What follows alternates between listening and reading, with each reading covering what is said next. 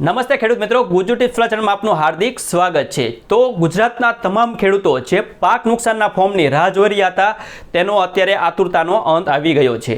તો હવે પાક નુકસાનના એટલે કે જે કૃષિ સહાય પેકેજના ફોર્મ ભરવાના ચાલુ થઈ ગયા છે। તો જે પણ ખેડૂત મિત્રોએ જે રાહ જોઈ રહ્યા હતા, જેને પાક નુકસાન થયું છે, તેવા નુકસાન થયું છે કે નથી થયું તે તમામ ખેડૂતો હવે આ પાક નુકસાનના ફોર્મની અરજી કરી શકશે।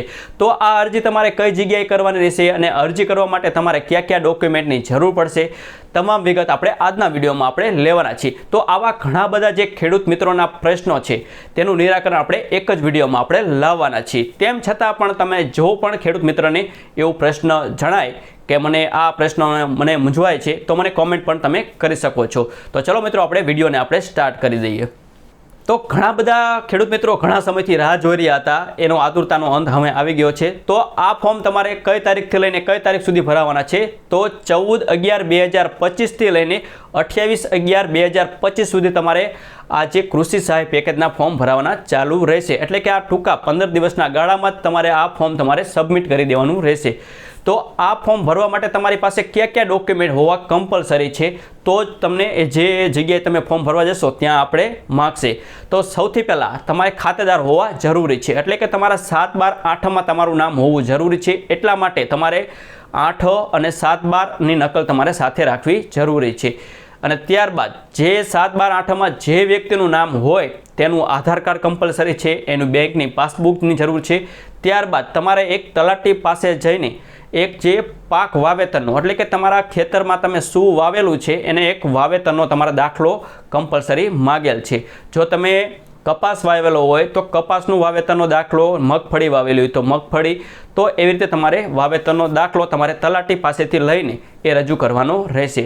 તો તમને ડોક્યુમેન્ટ મેં તમને જણાવી દીધા એ મુજબ 7/12/8ની નકલ તમારે જોઈશે। એ જે 7/12/8માં તમારે જે નામ હોય તેની તમારે આધાર કાર્ડની નકલ તમારે જરૂર પડશે અને જે વ્યક્તિનું નામ હોય તેની બેંકની પાસબુકની જરૂર પડશે।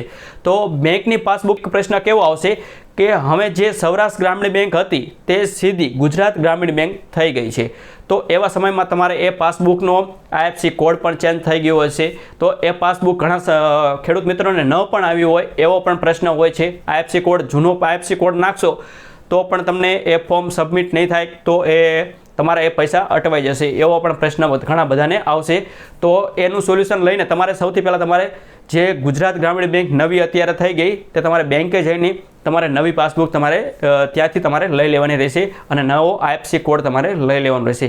અને તમારે હાલમાં કદાચ કોઈ પણ બેંકમાં નવી પાસબુક કદાચ ન પણ આવી હોય તો તે બેંક મેનેજરને કહેવાનું અમને ખાલી તેની એકાઉન્ટ નંબર ને IFSC કોડની ખાલી ઝેરોક્સ કાઢીને આપી દો તો પણ તમારે એ ફોર્મ ભરવામાં ચાલી જશે।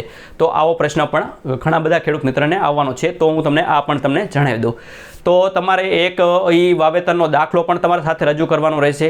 તો આ વાવેતરનો દાખલો તમારે તલાટી પાસેથી તમારે મેળવી લેવાનો રહેશે। તો તમારે આટલા ડોક્યુમેન્ટ તમારે કમ્પલસરી તમારે રાખવા જરૂરી છે।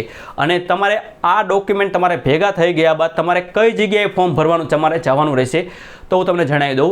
તમારા ગામમાં એટલે કે તમારા ગામમાં એટલે તમારો જે જમીનમાં 7/12/8માં તમારે જે ગામ દેખાડતું હોય એ જ ગામના જે વીસી મિત્ર હોય, તમારા ગ્રામ પંચાયતમાં જે વીસી મિત્ર બેઠા હોય તેમની પાસે જઈને જ તમારે આ ફોર્મ ભરવાનું રહેશે।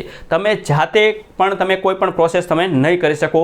તમારા મોબાઈલમાં તમે કે કોઈ સાયબર કાફેમાં જઈને, કોઈ ઓનલાઈન કોમ્પ્યુટરમાં જઈને ત્યાં કોઈ પણ જગ્યાએ પાક નુકસાનના ફોર્મ કોઈ પ્રાઇવેટ જગ્યાએથી ભરાવાના નથી।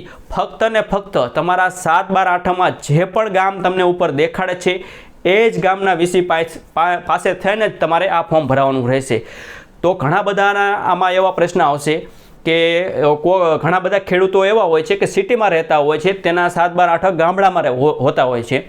તો એવું સમજતા હોય છે કે અમારા સિટીમાં અહીં લોકલમાં ફોર્મ ભરે છે તો એમની પાસે જઈને હું ફોર્મ ભરાવી દઉં તો ચાલશે।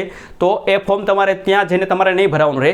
તમારા 7/12/8 જે ગામના નીકળતા હોય તે ગામમાં જઈને જ તમારે એ ફોર્મ તમારે ભરવાનું રહેશે। તો ઘણા બધા ખેડૂત મિત્રો એવા પણ હોય છે કે તેનું પહેલા ગામમાં પણ તમારા 7/12/8 નીકળતા હોય તો બીજા ગામમાં પણ તેમના 7/12/8 નીકળતા હોય। તો એવા પણ ઘણા બધા કેસ હોય છે। તો એ લોકો એમ પણ કહેતા હોય છે કે તો અમારે કયા ગામમાં ફોર્મ ભરવું, અમારે 2 થી 3 ગામમાં અમારા 7/8 એટલે કે ખાતેદાર હોય છે। તો એવા સમયમાં તમારી પાસે જે પણ 2 હેક્ટરથી ઉપરની જમીન હોય જે ગામમાં, તે ગામમાં જ તમારે કમ્પલસરી તમારે ફોર્મ ભરવાનું રહેશે, જેથી કરીને તમને 2 હેક્ટરને પૂરેપૂરો તમને લાભ મળી રહે। એટલા માટે તમને કહું છું કે એ 2 હેક્ટરનો લાભ મળી રહે એટલા માટે તમારા જે ગામમાં 2 હેક્ટરથી ઉપર જમીન હોય તો તમને 44,000 રૂપિયાનો પૂરેપૂરો તમને લાભ મળી રહેશે। તો એ ગામમાં તમારે જઈને ફોર્મ ભરવાનું રહેશે। તો તમને એ વીસી મિત્રને તમે એ ફોર્મ ભરવા તમે આપી દેજો। અને ત્યારબાદ ઘણા બધા એવા કેસ હોય છે 7/8માં સંયુક્ત નામ આવતા હોય છે। તો સંયુક્ત નામના કેસમાં તમારે શું કરવાનું રહેશે? તો સંયુક્ત નામ તમારા 7/8માં આવે તો એવા કેસમાં તમારે કોઈ પણ એક જ વ્યક્તિનું ફોર્મ ભરાશે, એમાંથી બાકીના જે વ્યક્તિ વધે એનું તમારે સંમતિપત્રક જે અંદરથી કોમ્પ્યુટરમાંથી ફોર્મ ભર્યા બાદ જે નીકળે તેમાં તમારે તમામ બીજા જે ખાતેદારના નામ આવે એમાં તમારે સંમતિમાં તમારે સહી લેવી તમારે ફરજિયાત બને છે। તો આ તમારે ક્યારે તમારે એવું બનશે કે તમે ફોર્મ ભરવા સબમિટ આપી દીધું તો તાત્કાલિક કદાચ ઘણું બધી લાઈનો હોય તો તમે તાત્કાલિક તો ફોર્મ ભરાવવાનું નથી, તો તમારે ફોર્મ તમારે ડોક્યુમેન્ટ દઈને તમારે આવતું રહેવાનું રહેશે।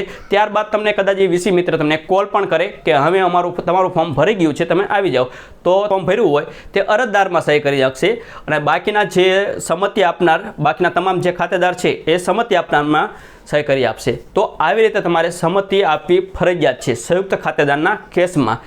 તો હવે તમારે આ જે હેક્ટર દીઠ તમને કેટલા રૂપિયા મળવા પાત્ર થશે એની આપણે ચર્ચા કરી લઈએ। તો જે પણ ખેડૂતોને 1 હેક્ટરની જમીન ધરાવતા હોય તો એમાં તમારે બિનપિયત કે પિયતનો એવો ક્રાઇટેરિયા કોઈ પણ રાખવામાં આવ્યો નથી। તમારી જમીન બિનપિયત હોય કે પિયત હોય બધાને, એટલે કે જે આખા ગુજરાતના તમામ ખેડૂતોને સરખા જ રૂપિયા મળવાના પાત્ર થશે। એટલે કે 1 હેક્ટર દીઠ તમને 22,000 રૂપિયા મળવા પાત્ર થશે। અને આ તમને કેટલા હેક્ટર સુધી મળવા પાત્ર થશે? તો તમને 2 હેક્ટર સુધી મળવા પાત્ર થશે। એટલે કે જે 2 હેક્ટરથી વધારે જમીન ધરાવતા હોય તો એવા લોકોને 44,000 સુધી તમને પૈસા મળી શકે છે। તો આ સીધા તમારા બેંક ખાતામાં તમને ટૂંક સમયમાં તમને આ ફોર્મ ભર્યા બાદ તમને આવી જશે। તો એ પણ જ્યારે પણ સરકાર જાહેર કરે કે હવે આ પૈસાના તમામ ફોર્મ બધા ભરી ગયા, બધી ક્વેરી સોલ્વ થઈ ગઈ, ત્યારબાદ સરકાર એ તમારા ખાતામાં પૈસા નાખી દેશે। તો આ થઈ તમારા જે તમને હેક્ટર દીઠ તમને કેટલી રકમ મળવા પાત્ર થશે એની વાત।